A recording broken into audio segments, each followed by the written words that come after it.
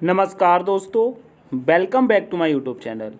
मेरे इस YouTube channel में आप सभी का स्वागत है। दोस्तों, मैं लेके आया हूँ जीके के प्रश्न। दोस्तों, यह क्लास जीके की रहने वाली है। आप अगर किसी भी कॉम्पिटिटिव एग्जाम की तैयारी करते हैंगे तो यह जीके के दोस्तों 20 क्वेश्चन यह जीके के 20 क्वेश्चन आपके लिए अति महत्वपूर्ण रहने वाले हैं। आप किसी भी कॉम्पिटिटिव एग्जाम की तैयारी करते हैं तो ये 20 क्वेश्चन आपके लिए अति महत्वपूर्ण रहने वाले हैं, जिसमें से दोस्तों आपका टारगेट होना चाहिए इन 20 में से आपको 18 प्रश्नों का आंसर देना ही देना है। अगर आप 20 में से ये 18 प्रश्नों का आंसर देते हैं तो मैं समझ जाऊंगा आपकी तैयारी कहीं ना कहीं तक जरूर सही है। ठीक है, तो दोस्तों बिना ये टाइम वेस्ट करते हुए चलेंगे अपने क्लास की तरफ, अपने प्रश्नों की तरफ। एक बात कहना चाहूँगा, अगर चैनल को सब्सक्राइब नहीं किया तो चैनल को सब्सक्राइब करेंगे, वीडियो को लाइक करके अपने दोस्तों के साथ शेयर करेंगे जो आपके स्टूडेंट तैयारी करते हैं, सिर्फ उन तक। स्टार्ट करते हैं अपने पहले प्रश्न से। हमारा पहला प्रश्न कहता है, लोक नृत्य चेराब मुख्य रूप से किस भारतीय राज्य से संबंधित है।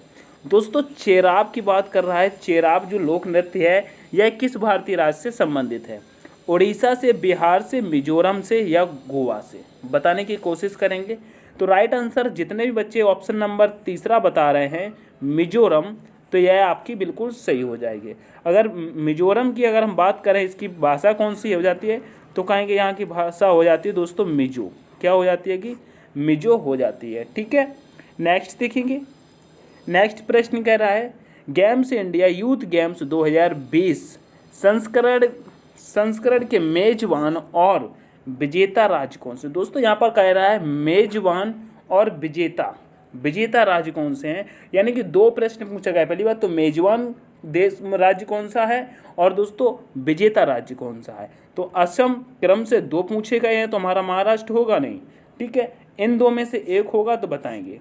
तो यहाँ पर हो जाएगा दोस्तों, क्रम से बात की गई है तो मेजबान देश राज्य हमारा असम था और विजेता हमारा महाराष्ट्र था। ठीक है, तो ऑप्शन नंबर सी आपका करेक्ट हो जाएगा। ठीक है, ऑप्शन सी करेक्ट हो जाएगा, ऑप्शन नंबर सी करेक्ट होगा। नेक्स्ट प्रश्न देखेंगे।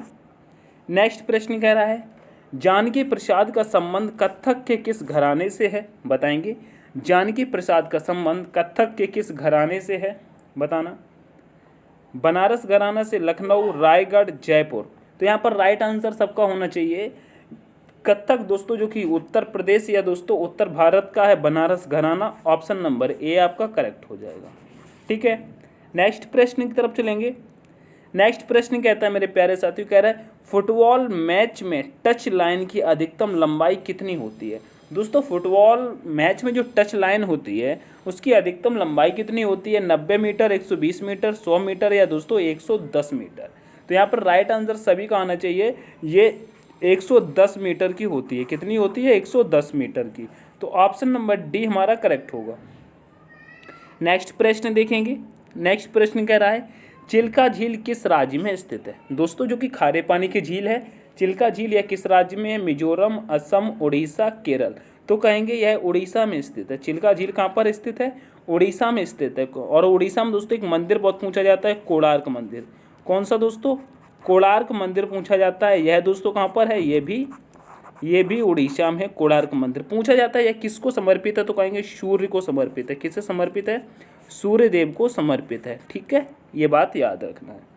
नेक्स्ट प्रश्न कह रहा है, निम्नलिखित में से किस शास्त्रीय नृत्य शैली को मूल रूप से सदिर अट्टम नाम से जाना जाता है। दोस्तों, सादिर अट्टम के नाम से जाना जाता है, वह किस शैली को जाना जाता है, बताएंगे। कुचिपुड़ी, सृषि, सत्रिया या दोस्तों भरतनाट्यम, बताने की कोशिश करेंगे।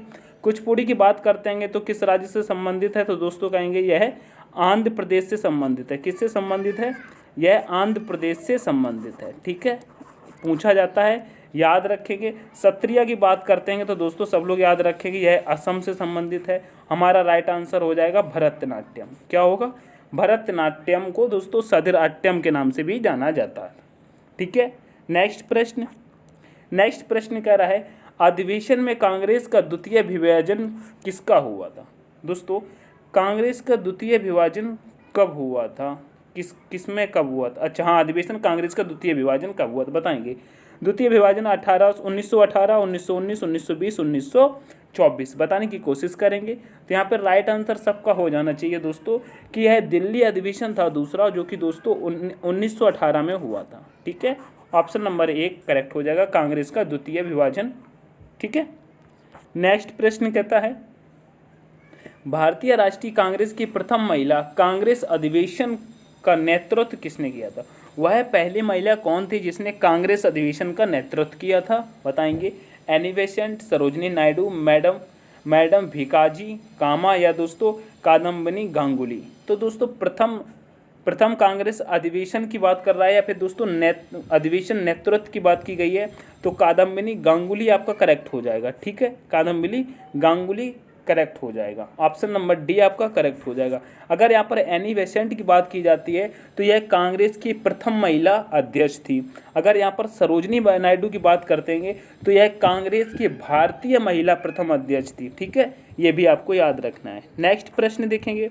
नेक्स्ट प्रश्न कह रहा है कांग्रेस के किस अधिवेशन में सभी सदस्यों को खादी वस्त्र पहनना अनिवार्य कर दिया गया था? वह कौन सा अधिवेशन था जब सभी सदस्यों को खादी वस्त्र पहनाना अनिवार्य कर दिया गया था?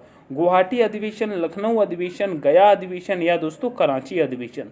प्रश्न नंबर दोस्तों 9 का आंसर करेंगे तो कहेंगे वह गुवाहाटी अधिवेशन था। कौन सा? गुवाहाटी अधिवेशन था, ऑप्शन नंबर 1 करेक्ट हो जाएगा, जिसमें खादी वस्त्र पहनना अनिवार्य कर दिया गया था। आप लोग कमेंट करके बताएंगे यह गुवाहाटी अधिवेशन किस सन में हुआ था, कब हुआ था, कमेंट करके जरूर बताएंगे। नेक्स्ट प्रश्न की तरफ देखते हैं। भारतीय संविधान के निम्न में से किस अनुच्छेद में अपराध की दोष सिद्धि के संबंध में सुरक्षा की व्यवस्था है? दोष सिद्धि के संबंध में सुरक्षा की व्यवस्था है अनुच्छेद 20, अनुच्छेद 19, अनुच्छेद 21 या अनुच्छेद 18? बताने की कोशिश करेंगे प्रश्न नंबर 10 का। तो कहेंगे भैया दोष सिद्धि के संबंध में बात कर रहा है तो अनुच्छेद हमारा 20 होता है। ठीक है, अनुच्छेद 20 होता है, जो कि ऑप्शन नंबर 1 करेक्ट हो जाएगा। ठीक है, नेक्स्ट प्रश्न देखेंगे। नेक्स्ट प्रश्न कह रहा है भारतीय संविधान के निम्नलिखित अनुच्छेदों में से कौन सा मौलिक अधिकार के साथ सुसंगत कानूनों से संबंधित है?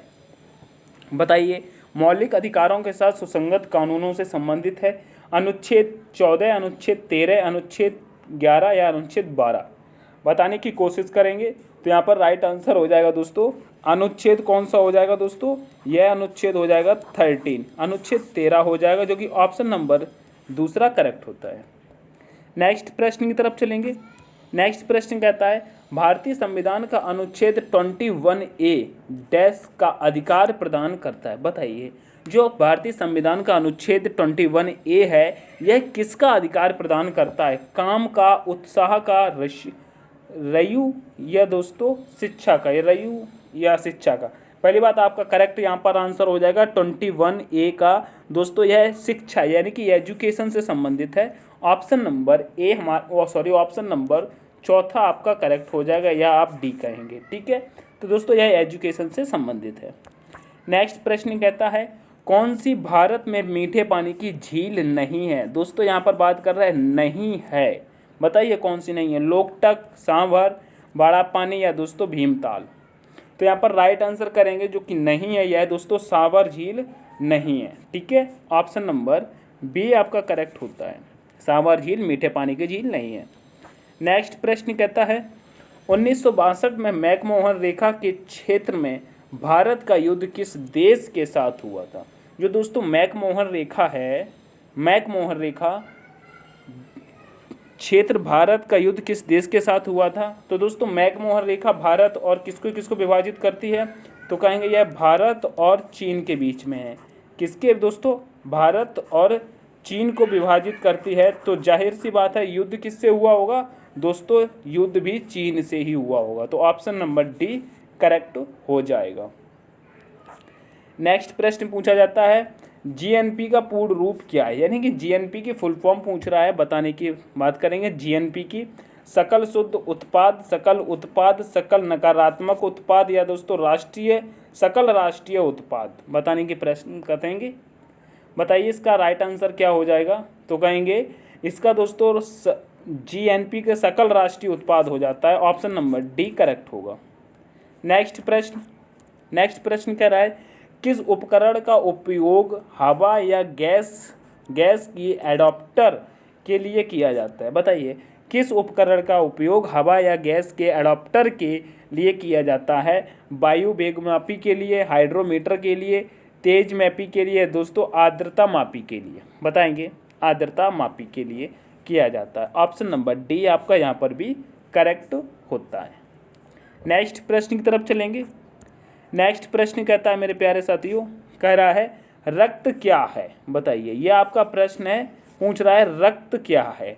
एक संयोजी ऊतक है, एक उप ऊतक है, ए व डी दोनों सही होंगे या इनमें से कोई नहीं? तो दोस्तों जो रक्त होता है यह एक संयोजी ऊतक होता है। क्या होता है? संयोजी ऊतक होता है। तो ऑप्शन नंबर ए आपका बिल्कुल करेक्ट हो जाएगा। ठीक है।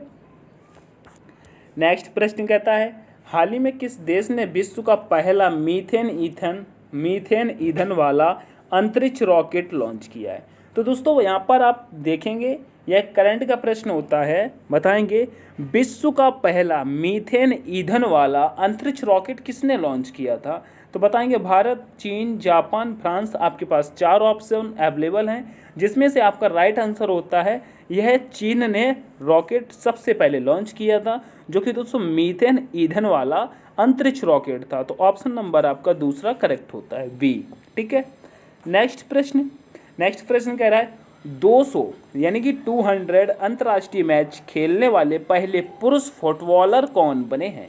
बताएंगे 200 अंतर्राष्ट्रीय मैच खेलने वाले पहले, दोस्तों यहाँ पर ये जरूर याद रखना, पहले, दूसरे, तीसरे ऐसे आते हैं। तो दोस्तों पहले पुरुष फुटबॉलर कौन है जो कि 200 अंतर्राष्ट्रीय मैच फुटबॉल खेलने वाले बनेंगे? लियोनेल मेसी है, रॉबर्ट लेवांडोस्की है, क्रिस्टियानो रोनाल्डो है, मोहम्मद अल्लास है। बताइए। तो दोस्तों यहाँ पर राइट आंसर हो जाएगा क्रिस्टियानो रोनाल्डो। ठीक है, जिन्होंने 200 अंतर्राष्ट्रीय क्रिकेट फुटबॉल मैच खेलने का पहला रिकॉर्ड बनाया है। नेक्स्ट प्रश्न कहता है हाल ही में कहाँ अवस्थित हैरिस पार्क का नाम बदलकर लिटिल इंडिया किया गया है? दोस्तों वह कौन सा देश है जहाँ हैरिस पार्क उपस्थित है, उसका अब नाम चेंज कर दिया गया है, जिसका नाम कर दिया गया है लिटिल इंडिया? तो बताएंगे क्या हो जाएगा? अमेरिका, ऑस्ट्रेलिया, दक्षिण अफ्रीका या दोस्तों न्यूजीलैंड? तो यह दोस्तों अति महत्वपूर्ण प्रश्न हो जाता है, या दोस्तों वीवीआई के तौर पर प्रश्न हो जाता है, जो कि विदेश में या दूसरे देश में एक पार्क स्थित था, जिसका नाम अब इंडिया के नाम पर रख दिया गया है, लिटिल इंडिया। वह राइट आंसर हो जाता है आपका ऑस्ट्रेलिया। क्या होता है? ऑस्ट्रेलिया आपका करेक्ट हो जाएगा। ऑप्शन नंबर बी करेक्ट होता है। ठीक है, इतनी बात आप याद रखेंगे। लिटिल इंडिया पार्क कहाँ पर स्थित है अब? तो कहेंगे ऑस्ट्रेलिया में। तो मेरे प्यारे साथी ये थे 20 प्रश्न जो कि कंप्लीट हुए। क्या आपने इनमें से 18 का जवाब सही दिया है? कमेंट करके ज़रूर बताएंगे, फिर आपका जितना भी स्कोर रहा हो ज़रूर बताएंगे। ठीक है, अगर यह प्रश्न आपको पसंद आए तो वीडियो को लाइक करके शेयर जरूर करेंगे। ठीक है, और चैनल को अगर सब्सक्राइब नहीं किया तो चैनल को सब्सक्राइब भी कर लेंगे। पीडीएफ अगर आपको चाहिए इस क्लास की पीडीएफ, ठीक है, तो दोस्तों हमने वीडियो के डिस्क्रिप्शन में टेलीग्राम का लिंक दे रखा है, आप वहां से जाकर के टेलीग्राम को ज्वाइन करेंगे और पीडीएफ सारी प्राप्त कर सकते हैं। इस क्लास को दोस्तों हम यहीं पर समाप्त करेंगे, ज़्यादा टाइम नहीं लेंगे। वीडियो पसंद आएगी तो लाइक शेयर, चैनल को सब्सक्राइब जरूर करेंगे। तब तक के लिए take care, all the best, thanks for watching. जय हिंद, जय भारत, जय माँ सरस्वती।